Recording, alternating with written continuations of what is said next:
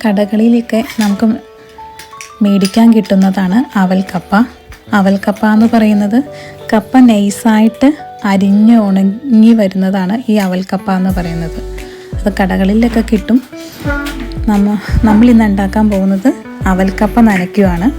അവൽക്കപ്പ നനയ്ക്കാൻ അവൽക്കപ്പ മിക്സിയിലേക്കിട്ട് നന്നായി ക്രഷ് ചെയ്തെടുക്കുക.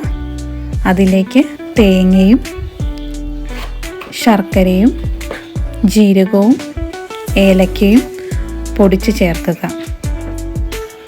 എല്ലാം കൂടി ഇട്ട് നന്നായി മിക്സ് ചെയ്ത് നമ്മൾ അവൽ നനയ്ക്കുന്നത് പോലെ തന്നെ നമുക്ക് അവൽക്കപ്പ ചെയ്തെടുക്കാവുന്നതാണ്.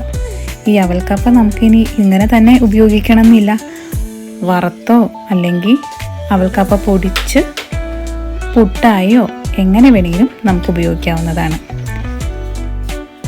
ഉണക്കക്കപ്പയൊക്കെ ഇഷ്ടമുള്ളവർക്ക് ഇതെന്തായാലും ഒത്തിരി ഇഷ്ടപ്പെടും.